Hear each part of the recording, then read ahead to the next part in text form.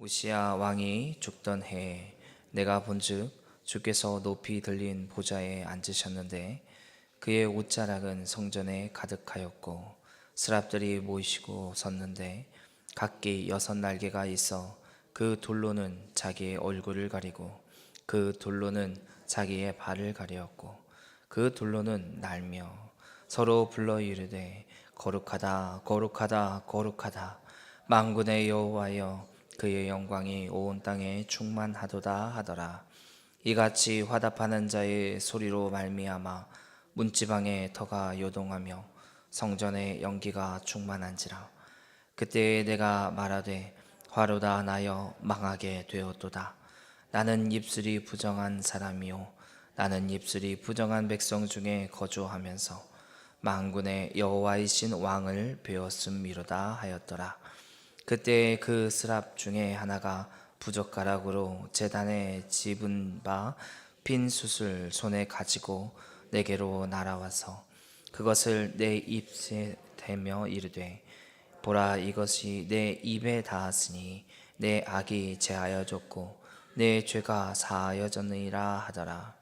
내가 또 주의 목소리를 들으니 주께서 이르시되 내가 누구를 보내며 누가 우리를 위하여 갈꼬 하시니 그때에 내가 이르되 내가 여기 있나이다 나를 보내소서 하였더니 여호와께서 이르시되 가서 이 백성에게 이르기를 너희가 듣기는 들어도 깨닫지 못할 것이요 보기는 보아도 알지 못하리라 하여 이 백성의 마음을 둔하게 하며 그들의 귀가 막히고 그들의 눈이 감기게 하라. 염려하건대 그들이 눈으로 보고 귀로 듣고 마음으로 깨닫고 다시 돌아와 고침을 받을까 하노라 하시기로 내가 이르되 주여 어느 때까지니까 하였더니 주께서 대답하시되 성읍들은 황폐하여 주민들이 없으며 가옥들에게는 사람이 없고 이 토지는 황폐하게 되며 여호와께서 사람들을 멀리 옮기셔서 이 땅 가운데서 황폐한 곳이 많을 때까지니라. 그 중에 10분의 1이 아직 남아 있을지라도 그것이 황폐하게 될 것이나 밤나무와 상수리 나무가 배임을 당하여도 그 그루터기는 남아 있는 것 같이 거룩한 씨가 이 땅의 그루터기니라 하시더라. 아멘. 이사야가 환상 중에 환상을 본 시기는 우시야 왕이 죽던 해다라고 오늘 본문에 분명하게 기록하고 있습니다. 역대하 26장에 나타난 이 우시야 왕은 이스라엘을 국제적인 그런 위상을 높였던 왕으로 기록되어 있습니다. 그는 처음 바른 신앙을 가지고 시작했던 왕이었습니다. 하지만 그가 많은 복을 누리게 되자 교만하게 되었고 스스로 자신을 파멸에 이르게 하는 그런 왕이 되었습니다. 결국 우시야 왕은 하나님의 심판을 받아서 문둥병을 앓다가 비참한 죽음을 맞이하게 되죠. 그 죄악이 교만하여져서 제사장의 직분을 탐내었던 것입니다. 제사장들의 반대에도 불구하고 향을 들고 제단에 들어가 하나님께 드렸을 때 이에 대하여 하나님의 진노하심으로 그에게 문둥병이 임하게 된 거죠. 굉장히 안정적인 통치와 그런 번영을 가져왔던 이 왕이기 때문에 문둥병으로 격리 조치되고 그리고 쓸쓸한 죽음을 맞이하는 것을 보면서 유다 백성들은 굉장히 혼란스러웠을 것입니다. 나라의 미래가 어떻게 될 것인지에 대한 걱정이 많이 늘어날 것이고 또 이런 시기에 하나님께서는 이사야에게 임하여 말씀을 하시고 환상을 보여주신 거죠. 이사야가 바라본 하나님은 높이 들린 보좌에 앉아 계셨습니다. 그리고 그 옷자락은 성전에 가득 채워졌죠.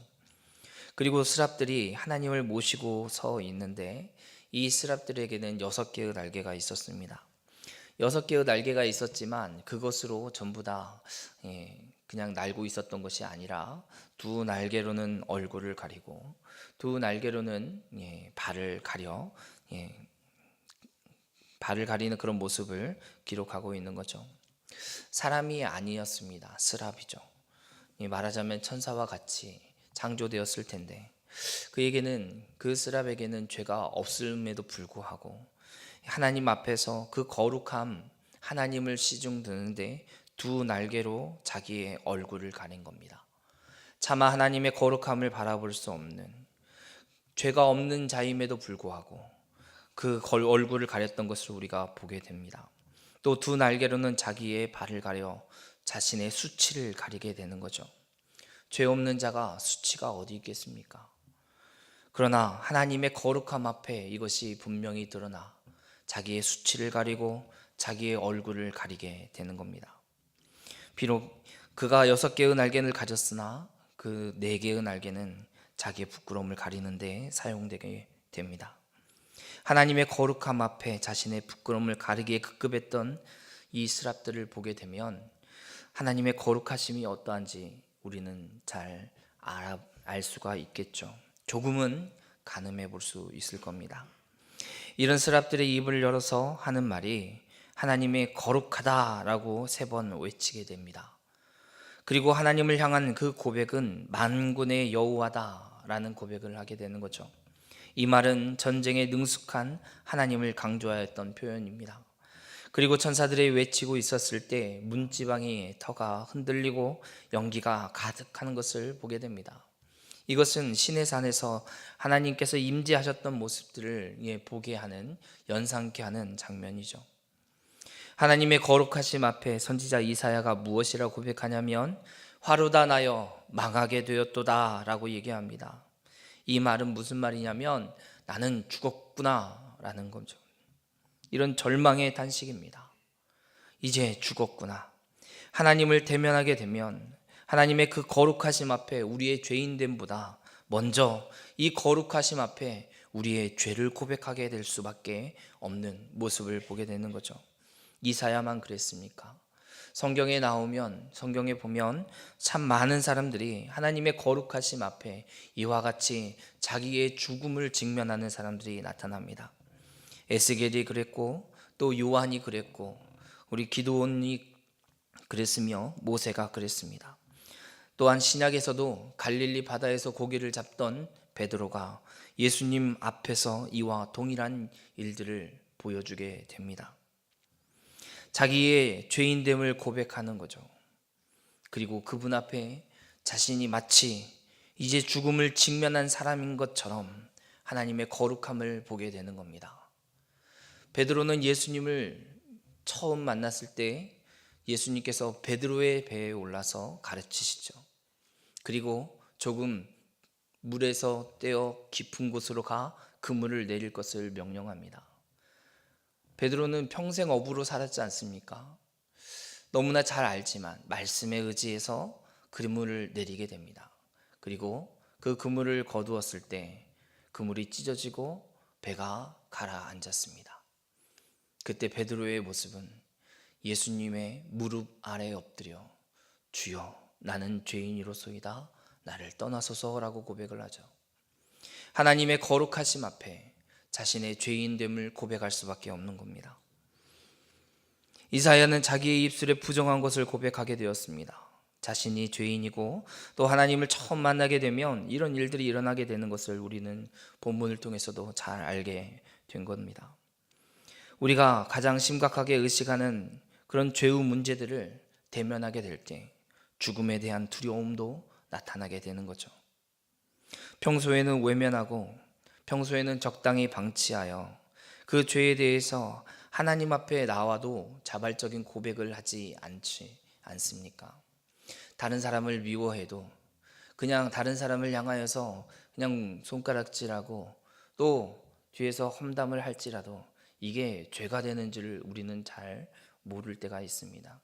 그냥 그렇게 살아가도 아무런 일이 일어나지 않기 때문에 자연스럽게 살아갑니다. 하지만 하나님 앞에 우리가 서게 된다면 이것들에 대해서 하나님께서 괜찮다라고 말씀하실까요?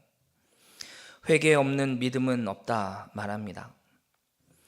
사도 요한이 사두개인과 바리새인들을 향하여서 이렇게 이야기하죠. 독사의 자식들아, 누가 너희를 가르쳐 임박한 진노를 피하라 하더냐? 그러므로 회개에 합당한 열매를 맺고 라고 얘기를 하는 것을 우리는 기억해야 됩니다. 회개하셨습니까? 회개하고 돌이키셨습니까? 그럼 그에 합당한 열매를 맺어 살아가시기 바랍니다. 그저 반성하는 것으로 끝나지 말기를 바랍니다.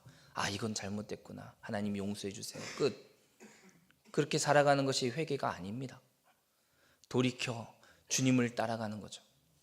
비록 우리의 연약함이 날마다 드러나지만 일주일 동안 단 한 번밖에 할 수 없는 그런 상황일지라도 다시 돌이켜 주님을 따라가는 겁니다. 따라가다가 다시 넘어지고 또 쓰러지고, 그래서 우리의 죄악됨 때문에, 우리의 연약함 때문에 하나님 앞에서 울부짖을지라도 주님을 따라가는 겁니다. 이것이 회개에 합당한 삶이 아니겠습니까? 사랑하는 성도 여러분, 사랑하십시오. 혹 마음으로 미워하는 사람이 있다면 용서하십시오. 그리고 다가가서 그 손을 잡아주시기 바랍니다. 그저 말로만 용서했다고 생각하지 마시기 바랍니다. 혹 어떤 분들은 이렇습니다. 나는 뒤끝이 없어, 이렇게 얘기하는 분들 혹 있죠. 그분은 뒤끝이 없을지 모르지만 그로 말미암아 나타난 다른 사람들은 그 마음에 상처가 될 수 있습니다. 가서 위로하고 혹 잘못한 일이 있다면 용서를 구하는 저와 여러분이 되기를 바랍니다. 오늘을 살아가는 그 누구도 하나님 앞에서 자신의 죄에 대해서 고백하지 않을 수 없는 자가 없습니다. 자신의 죄를 바라보고 그 죄에 대한 하나님의 진노가 어떠한지를 생각한다면 하나님의 거룩함 앞에 자신의 죽음을 직감했던 이사야의 모습과 같이 우리도 하나님 앞에 그렇게 서게 될 것이라는 사실을 기억하시기 바랍니다. 두렵고 떨림으로 하나님을 경외하고 또 주님 앞에 서야지 되는 거죠. 그러나 그 무엇보다도 더 깊이 생각해야지 될 것은 이 죄의 모든 문제를 예수 그리스도를 믿을 때 우리에게 값없이 은혜로 주신 하나님의 은혜가, 속량의 은혜가 있다는 것을 기억하시기 바랍니다. 자기를 스스로 향하여서 정죄하지 마십시오. 오히려 하나님의 은혜를 더 기억하시기 바랍니다. 나와 같은 자를 사랑하여 주시는 하나님, 나 같은 자가 구원받았다니요. 우리가 그 은혜 가운데 살지 않으면 이 하루를 어떻게 삽니까? 우리 스스로 절망하고 스스로 정죄하게 될 때 사단이 그 부분을 자꾸 공격합니다. 그러고도 그리스도인이냐? 그러고도 네가 믿는 신자냐? 그러고도 네가 목사냐? 이렇게 얘기하는 거죠. 사랑하는 성도 여러분, 하나님의 은혜 가운데 거하기를 원합니다. 그럼에도 불구하고 우리에게 주신 그 은혜를 깊이 묵상하는 저와 여러분이 되길 바랍니다. 하나님의 긍휼하심 없이는 우리는 살 수 없습니다. 하나님의 은혜 없이는 이 하루도 살 수 없습니다. 그 은혜가 가벼운 것이 아니기 때문에 그렇죠. 우리의 죄악으로 처참하게 좌절하였음에도 불구하고 하나님의 은혜는 그 좌절한 그곳에서, 우리의 죄악이 드러난 그곳에서 더 크게 나타날 것입니다. 먼저 우리가 드리는 이 예배의 자리, 그리고 우리가 하나님께 올려드리는 이 기도의 자리, 그리고 거룩하심으로 옛 구약의 지성소와 같은 이 자리, 제사장이 아님에도 불구하고 담대히 나와 예배할 수 있는 우리에게 주신 그 은혜, 하나님께 이 은혜에 대하여 감사하고 기뻐하는 저와 여러분이 되기를 바랍니다. 하나님의 부르심을 받은 그분의 거룩하심 앞에 죄사함과 회복의 경험이 일어나야지, 그리고 그 일어난 경험 사역자로 세워져 이제 하나님 마음과 계획을 온전하게 전하게 되는 이사야를 보게 됩니다. 하나님의 실제를 경험한 이사야는 온전히 말씀에 순종해 살아갑니다. 자신이 어디까지 감당해야 될지 무섭고 두려운 이 사역 앞에 11절에서는 한마디의 질문을 하게 되죠. 어느 때까지니까? 하나님의 뜻을 알기 때문에 유다 백성들에게 가서 패망과 파멸의 때가 이르렀음을 전파해야지 되는 이 일임에도 불구하고 이 질문 한마디밖에 하지 못합니다. 백성들의 귀는 어두워지고 눈을 감아버리는 그런 메시지를 거부하면서도 돌이키지 않는, 그리고 자멸하는 백성들을 향해서 하나님의 말씀을 선포해야지 되고, 그럼에도 불구하고 하나님의 말씀을 듣고 순종하는 거룩한 씨가 그루터기로 남아 그들을 통해 하나님의 새로운 역사가 이루어져 갈 것에 대한 하나님의 메시지가 선포되어지게 되는 거죠. 오늘을 살아가는 저와 여러분에게 주님의 명령은 너무나 분명합니다. 우리에게 주신 이 명령, 땅끝까지 이르러 내 증인이 되라 하신 이 명령이요, 부인할 수 없고 외면할 수 없는 이 명령, 내 자신이 시간이 없어서 또는 연약해서 입술에 부족함으로 인하여 전하지 못한다라고 핑계댈지어도 하나님의 명령은 변하지 않습니다. 여러분, 혹 우리가 복음을 증거하기에 지혜가 부족한가요? 우리 입술로 하는 말들이 연약한가요? 하나님께 구하시기 바랍니다. 후히 주시고 꾸짖지 아니하시는 하나님께 지혜를 달라고 간구하고 주님이 원하시는 이 명령을 따라 순종할 수 있는 자가 되게 달라고, 오늘 이사야와 같이 하나님의 부르심 앞에 순종해 살아갈 수 있는 자가 되게 달라고 기도하는 저와 여러분이 되길 바랍니다. 나를 위한 게 아닙니다. 우리를 위한 게 아니죠. 우리 교회를 위한, 전주 서문교회를 위한 것도 아닙니다. 여러분, 주님의 몸된 교회입니다. 주께서 세우신 교회를 위하여 복음을 증거하는 거죠. 사랑하는 성도 여러분, 우리의 삶은 주님의 부르심 앞에 소명을 가지고 살아가고 있는 삶이 아니겠습니까? 서로 화평하게 함으로 우리를 통해 예수 그리스도의 사랑을 확증하게 되는 것입니다. 서로 사랑하라는 새 계명을 지켜갈 때 수많은 사람이 우리를 통해서 하나님의 몸된 교회가 어떻게 세워져 가는지를 보게 될 것입니다. 우리의 연약함을 보시나요? 하나님께 기도하십시오. 우리는 아직 연약합니다. 주님 도와주십시오. 그리고 주의 말씀을 기억하십니까? 하나님 도와주십시오. 이 말씀을 따라 순종하게 해달라고. 우리의 연약함이 아니라 내가 할 수 있어가 아니라 주님의 능력으로 할 수 있습니다라고 고백하는 저와 여러분이 되어 오늘 이 하루 하나님을 아버지라고 고백할 뿐 아니라 그 말씀에 순종하는 하나님 백성 되기를 주님의 이름으로 축원합니다. 기도하겠습니다. 하나님, 오늘 우리에게 허락하여 주시는 이 말씀을 기억하게 하여 주옵소서. 하나님의 거룩함 앞에 섰던 이사야는 자신의 죄악을 고백할 수밖에 없었습니다. 하나님, 우리가 어떤 자이길래 하나님의 거룩한 존전에 나와 예배하며 기도하며 찬양하고 이렇게 하나님께 감사하고 있습니까? 주님의 은혜 아니면 우리가 설 수 없는 자리가 아니겠습니까? 주여, 그 은혜 가운데 서게 하여 주시고 날마다 그 은혜로 살아가게 하여 주옵소서.